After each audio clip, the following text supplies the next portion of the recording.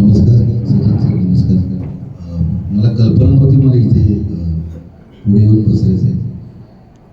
मी आपलं मागे बसून इथे जे काही घडणार आहे त्याचा आनंद घेण्यासाठी मी आलो आणि त्यामुळे मला यायला उशीर झाला, त्याबद्दल माझी माफी मागतो, दिलगिरी व्यक्त करतो. तुमच्या सगळ्यांचीच माफी मागतो. मुळात चैतन्य कुलकर्णी आणि श्रेयस इंदापूरकर यांच्याबरोबर मी गेली अनेक वर्ष काम करतोय आणि माझा एक स्वभाव आहे की समविचारी माणसं आपल्या बरोबर असतील की त्यांना आपण कळपात सामील करून घ्यावं.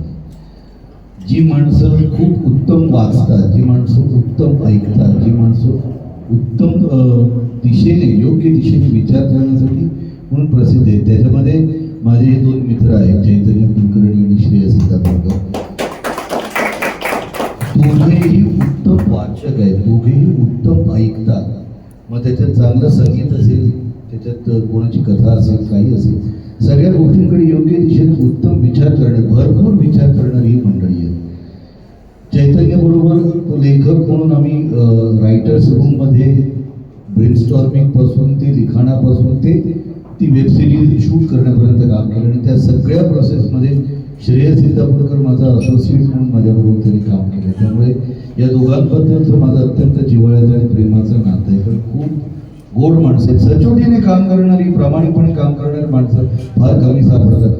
जिथे कुठल्याही प्रकारे मला हे केलं तर असा फायदा होईल का हा विचार न करता चांगलं काम करण्यासाठी झोकून देणारी दोन माणसं आहेत, चैतन्य आणि श्रेयस, जे कधीही कुठल्याही कामासाठी कधी नकार देत नाहीत किंवा आडेवेडे घेत नाहीत.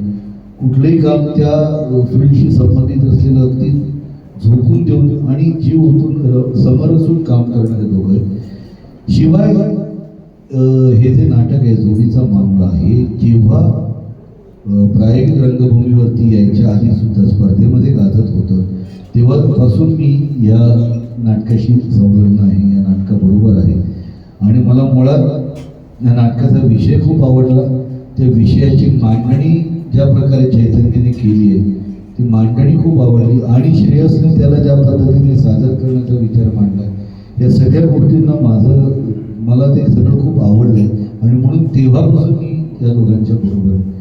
आणि म्हणून तुम्हा सगळ्यांना या नाटकाच्या 1000 प्रयोगांसाठी भरपूर शुभेच्छा. आपण सगळे भाग्यवान आहोत आणि मी तर खूप भाग्यवान आहे की अशा रंगभूमीचा मी भाग आहे ज्याच्यावरती वेळोवेळी वेगवेगळ्या प्रकारचे विषय वेगवेगळ्या पद्धतीने मांडले गेले. म्हणजे 175 वर्षांची आपली जी काही मराठी रंगभूमीची परंपरा आहे, तिथे काळानुरूप जे काही त्यावेळी सामाजिक परिस्थिती असेल, त्यावेळी जी काही ऐतिहासिक परिस्थिती असेल, त्याचं प्रतिबिंब मराठी रंगभूमीवरती उमटलेलं आहे. त्याचं प्रतिबिंब आपल्याला मराठी रंगभूमीवरती दिसले, ते विषय मराठी रंगभूमीवरती आले आणि त्यातलाच एक भाग त्याला आपण पुरोगामी महाराष्ट्र म्हणतो, तसा भाग आहे मराठी रंगभूमीचा. आणि त्यामधलं पुन्हा एकदा हे नाटक एक महत्त्वाचा टप्पा ठरणार आहे की वेगळा विषय वेगळ्या पद्धतीने, पुरोगामी पद्धतीने, प्रोग्रेसिव्ह म्हणतो ना, त्या पद्धतीने मांडण्याचा या दोघांनी प्रयत्न केला. आणि त्याला राहुल भंडारेला पण मी अनेक वर्षांपासून ओळखतो. म्हणजे मराठी नाटक कशा पद्धतीने जास्तीत जास्त लोकांपर्यंत पोचावं, महाराष्ट्रभर कसं ते पोचावं, याच्यासाठी जीवापाड प्रयत्न करत असतो, मेहनत घेत असतो. त्यामुळे राहुल, तुला, तुझ्या संपूर्ण टीम आणि तुम्हा दोघांना, सर्व कलाकारांना मनपूर्वक शुभेच्छा. आम्ही खूप उत्सुक आहोत त्याचा पहिला प्रयोग बघण्यासाठी. सो मी जेव्हा वेळ मिळेल तेव्हा प्रयोगाला येणारच आहे, पण कदाचित मी वारंवार सुद्धा येईल.